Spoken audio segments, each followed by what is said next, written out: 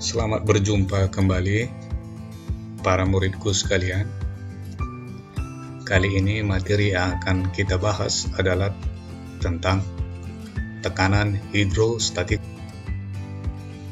Pelajaran ini adalah bagian dari fluidostatis. Kita langsung mulai saja ya. Sebenarnya, apa pengertian tekanan itu? Tekanan adalah salah satu konsep di dalam fisika. Tekanan didefinisikan sebagai gaya persatuan luas dan dirumuskan sebagai P sama dengan F per A.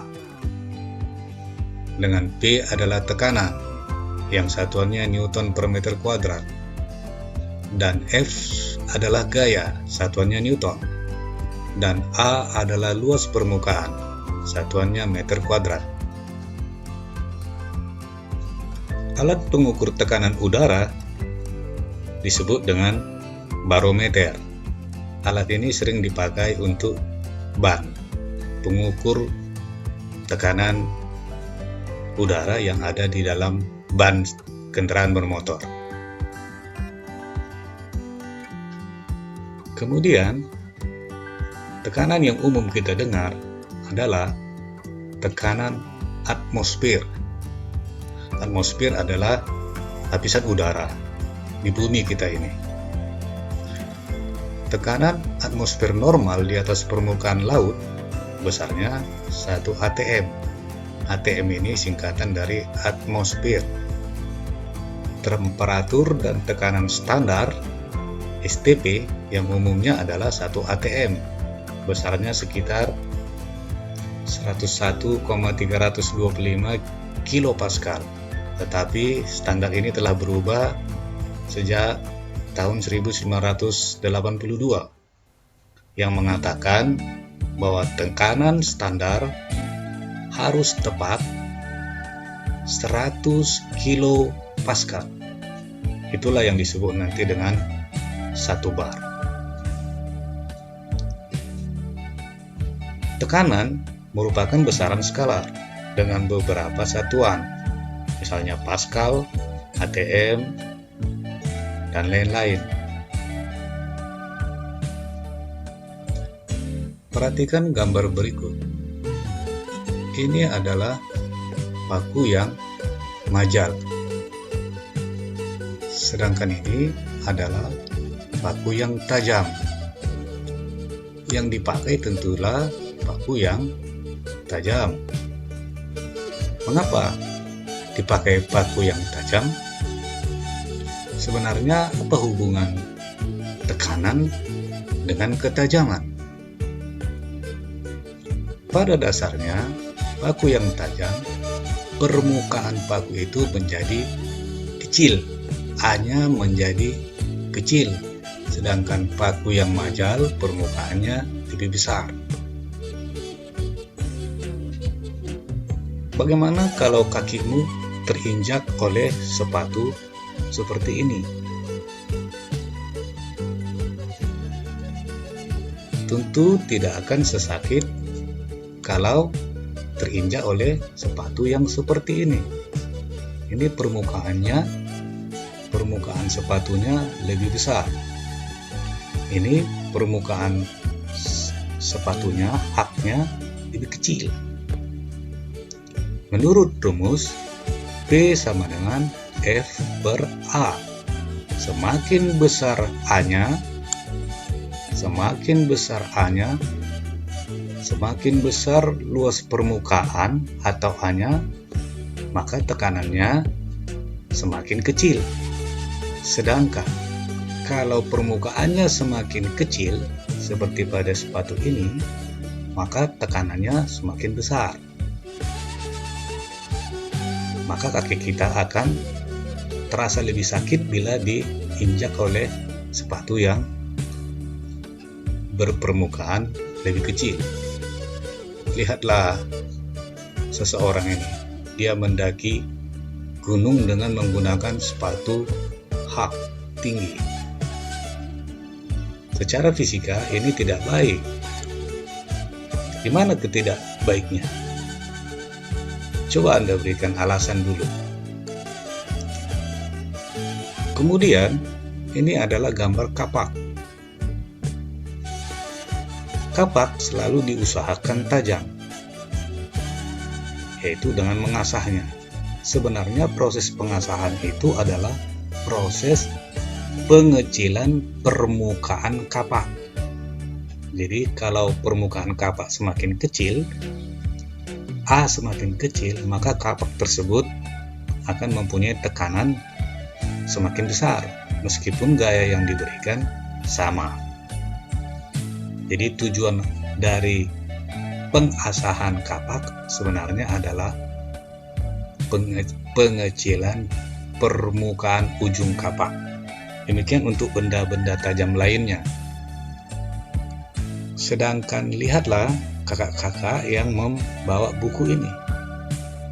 Pasti tidak stabil kalau dia mengangkat buku tanpa alas, karena permukaan kepala yang dikenai oleh buku sangat kecil, tidak stabil, dan kepalanya juga akan menjadi sakit karena tekanan dari buku tersebut.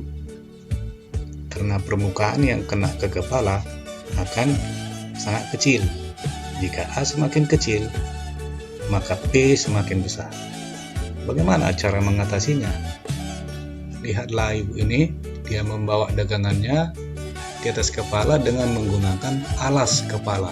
Anda perhatikan ini adalah alas kepala, sehingga permukaannya di kepala menjadi lebih besar yang dikenai oleh dagangan yang di kepala itu, sehingga kepalanya tidak menjadi sakit dan juga akan menambah kestabilan karena luas permukaannya sudah semakin besar. Demikian juga gambar di bawah ini, mereka semuanya memakai alas untuk menstabilkan dan tidak membuat kepalanya menjadi sakit.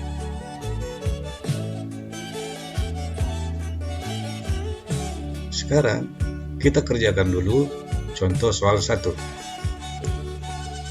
Sebuah balok kayu 5 kg dengan luas alas 20 cm2 terletak di atas lantai. Hitunglah tekanan yang dialami lantai oleh balok tersebut. Maka kita buatkan diketahuinya. M sama dengan 5 kg dan G sama dengan 10 meter per sekon kuadrat. Kalau tidak diberitahu G-nya, kita anggap 10 meter per sekon kuadrat saja. A sama dengan 20 cm kuadrat. Kita ubah ke meter kuadrat menjadi 20 kali 10 pangkat negatif 4 meter kuadrat.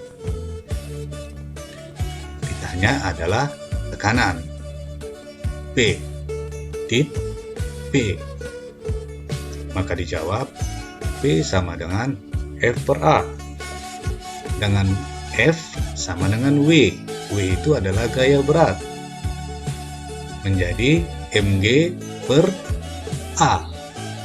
Tinggal masukkan angkanya, 5 kali 10 per 20 kali 10 pangkat negatif 4. Maka hasil yang didapat 2,5 kali 10 pangkat 4 Newton per meter kuadrat. Cukup mudah bukan? Sekarang kita ke contoh soal 2. Seorang anak yang bermassa 30 kg berdiri dengan satu kaki di atas lantai. Jika tekanan pada lantai 2,4 kali 10 pangkat 4 Newton per meter kuadrat. Hitunglah luas penampang telapak kaki anak tersebut. Kita buatkan diketahuinya M sama dengan 30 kg, P sama dengan 2,4 kali 10 pangkat 4 meter kuadrat. Yang ditanya adalah luas penampang telapak kaki anak itu. Yang ditanya adalah A. Maka dijawab P sama dengan F per A. Ini adalah rumus yang harus kita gunakan. Secara matematik, A sama dengan F per P sama dengan W per P, karena F sekarang berubah menjadi W, sedangkan W berubah menjadi M dikali G. Masukkan angkanya 30 dikali 10, karena G kita anggap 10 meter per sekon kuadrat per 2,4 kali 10 pangkat 4. Hasilnya A sama dengan 125 kali 10 pangkat negatif 4 meter kuadrat. Jadi luas penampang kaki anak itu besarnya 125 cm kuadrat.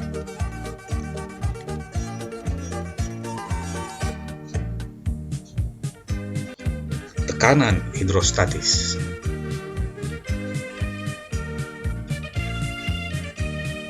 Hidro artinya air, statik artinya diam. Jadi sepertinya bisa disimpulkan bahwa hidrostatik artinya air yang diam. Tekanan hidrostatis adalah tekanan yang dialami oleh sebuah titik atau sebuah benda di kedalaman tertentu pada zat cair diam. Dirumuskan sebagai berikut. pH sama dengan F per A sama dengan W per A, karena seperti tadi gaya F dapat berupa gaya berat W. W sama dengan M kali G. Kemudian M berubah menjadi Rho kali V. Kita ingat dari rumus massa jenis, Rho sama dengan M per V, maka M sama dengan Rho dikali V, massa jenis kali volume. Maka didapat rumusnya Rho kali A kali H kali G per A. Maka A-nya nanti kita hilangkan. Volume V sama dengan A kali T. Alas kali tinggi itu adalah volumenya. Tinggi T menjadi kedalaman H, sehingga tekanan hidrostatik pH itu sama dengan Rho kali H kali G. Jadi besarnya tekanan hidrostatis pH tergantung dari massa jenis zat cair Rho, dari ketinggian zat cair H, dan percepatan gravitasi bumi G.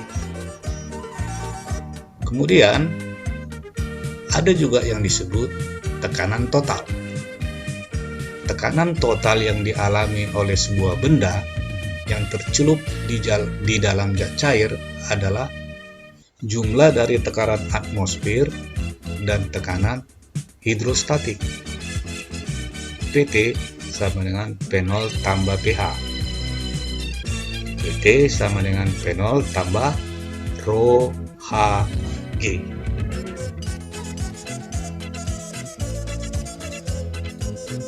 Untuk lebih memahami hal tersebut, kita langsung ke contoh soal 3. Dalam sebuah akuarium berisi air setinggi 100 cm, berenang seekor ikan pada kedalaman 25 cm dari dasar akuarium. Tentukan tekanan hidrostatis yang dialami ikan tersebut.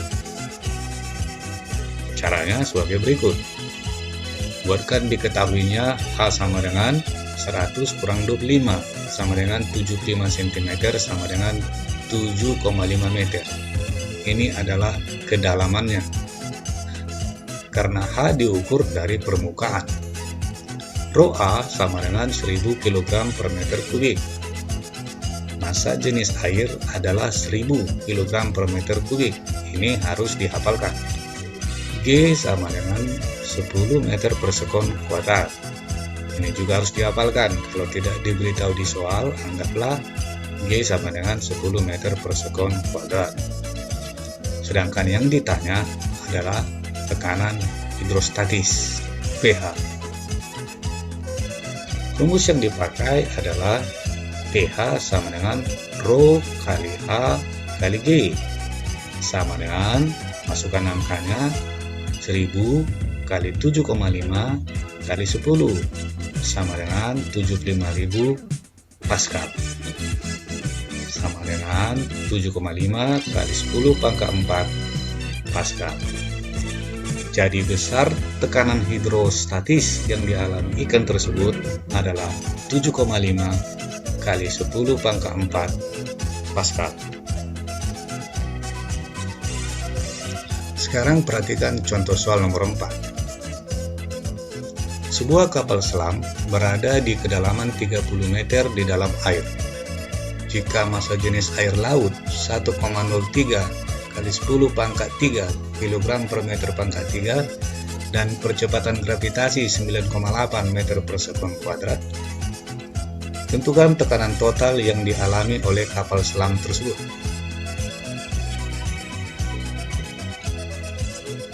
Buatkan diketahuinya H sama dengan 30 meter. Rho A, maksudnya air laut ini, Rho A sama dengan 1,03 kali 10 pangkat 3. G sama dengan 9,8, seperti yang ada diketahui dalam soal. P0-nya ini adalah tekanan atmosfer, 1,01 kali 10 pangkat 5 Pascal. Ini juga harus kamu hafalkan bahwa tekanan atmosfer P0 itu besarnya 1,01 kali 10 pangkat 5 Pascal. Ditanya adalah tekanan totalnya. Perhatikanlah, untuk menjawab ini, nanti tekanan totalnya itu adalah penjumlahan dari tekanan atmosfer ditambah tekanan hidrostatis. PT sama dengan P0 tambah pH. P0 tambah Rho kali H kali G. Masukkan angkanya. 1,01 kali 10 pangkat 5 ditambah 1,03 kali 10 pangkat 3 dikali 30 dikali 9,8 menjadi 1,01 kali 10 pangkat 5 tambah 3,03 kali 10 pangkat 5, hasilnya 4,04 kali 10 pangkat 5 Pascal. Karena ini masih latihan, kamu boleh menggunakan kalkulator juga. Jadi, besar tekanan total yang dialami kapal selam tersebut adalah 4,04 kali 10 pangkat 5 Pascal.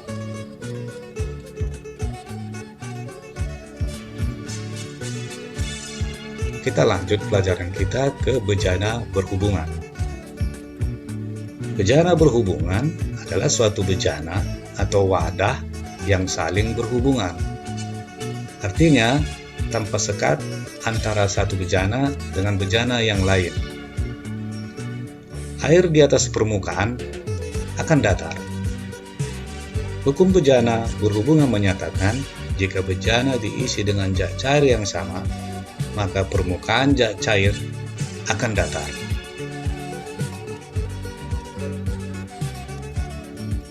Dan hukum utama hidrostatika menyatakan bahwa semua titik yang terletak di kedalaman yang sama akan mengalami tekanan yang sama. Perhatikan gambarnya. Tekanan hidrostatik di A lebih kecil daripada yang di B, lebih kecil dari yang di C, dan lebih kecil dari yang di E. Artinya yang di E adalah yang paling besar karena dia berada di paling dalam. Dan perhatikan gambarnya bahwa tekanan hidrostatik di C sama dengan di D. pH C sama dengan pH D karena di kedalaman yang sama. Di bejana berhubungan inilah penerapan hukum utama hidrostatika itu.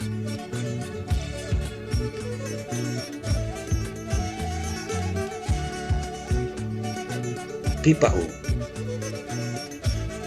Pipa U adalah bejana berhubungan yang paling sederhana, yang terdiri atas 2 kolom. Alat ini digunakan untuk mengukur massa jenis zat cair yang belum diketahui, dengan satu massa zat cair sudah diketahui. Perhatikan perumusannya di pipa U. Di kedalaman yang sama, di titik A dan di titik B, pastilah tekanannya sama. Maka pHA sama dengan pHB. Masukkan rumus untuk pHA dan pHB. Rho A kali HA dikali G sama dengan Rho B dikali HB dikali G. G dapat dihilangkan, maka tinggallah Rho A dikali HA sama dengan Rho B dikali HB. Perhatikan juga bahwa kadang-kadang soal tentang pipa U menanyakan tentang delta H. Lihat di gambar bahwa delta H sama dengan HA dikurang HB.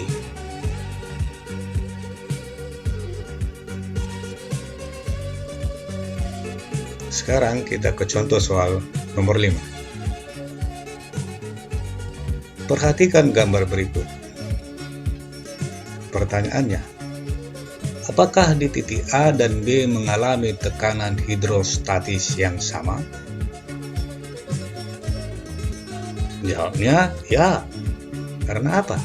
Karena berada di kedalaman yang sama. Karena menurut yang hukum hidrostatika yang tadi, bahwa di kedalaman yang sama akan mengalami tekanan hidrostatis yang sama. Kita ke contoh soal 6 selanjutnya ini. Perhatikan gambarnya. Diketahui tinggi kolom hijau 15 mm dengan massa jenis 0,8 gram per cm pangkat 3. Bila massa jenis zat cair merah 1,6 gram per cm pangkat 3. Hitung beda tinggi kolom kedua zat cair tersebut. Artinya perbedaan tinggi yang hijau dengan yang merah.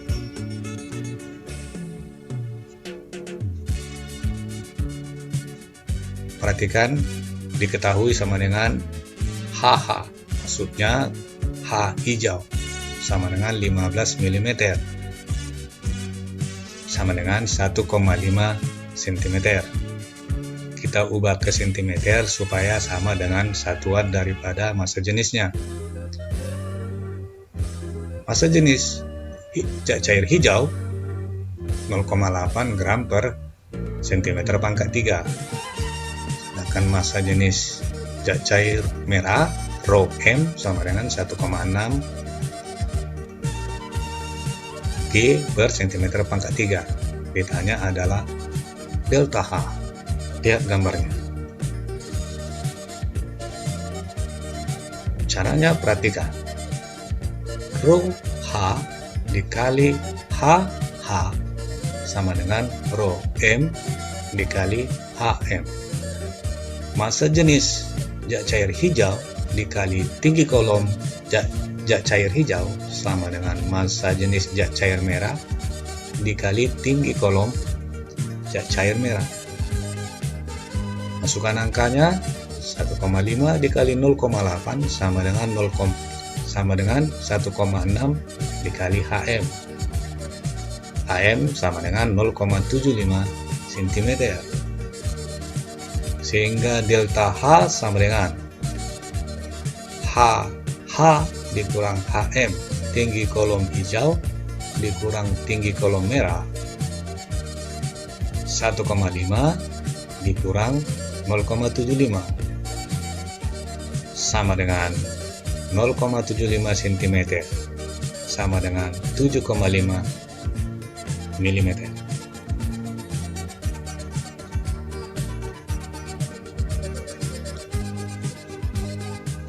Ini adalah soal latihan dan kunci. Perhatikan latihan 1 ini.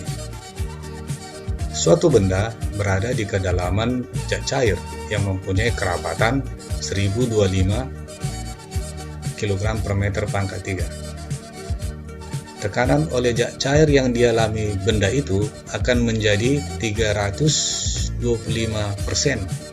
dari tekanan pada permukaan. Tentukan besar kedalaman benda tersebut. Caranya nanti, gunakanlah rumus PT sama dengan P0 tambah PH. PT-nya nanti menjadi 325% dari tekanan atmosfer. Yang ditanya adalah H-nya,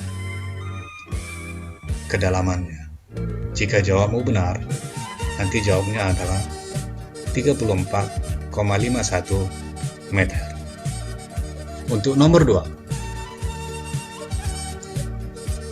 perhatikan gambarnya, ada 3 zat cair di situ. Ada minyak, ada air, dan ada air raksa. Jika tinggi minyak 35,75 cm dan tinggi air 15 cm. Tentukan perbedaan ketinggian air dan minyak. Caranya, hitung tinggi air raksa yang kuning. Gunakan rumus Rho A kali HA tambah Rho Hg kali HHg sama dengan Rho M kali HM. Rho A itu adalah massa jenis air yang warna merah. HA ketinggian air yang warna merah. Rho Hg massa jenis air raksa. Hg adalah hydrargyrum, itu artinya air raksa. HHg adalah ketinggian air raksa. Diukur nanti dari dasar minyak. Rho M massa jenis minyak dan HM tinggi kolom minyak. Nanti untuk menghitung selisih ketinggian air dan minyak, kita sebut AM delta H AM air dan minyak. Tentu saja ketinggian kolom minyak dikurang ketinggian air ditambah ketinggian air raksa. HM kurang buka kurung HA ditambah HHg tutup kurung. Nah, begitu caranya. Silakan mencoba. Semoga berhasil.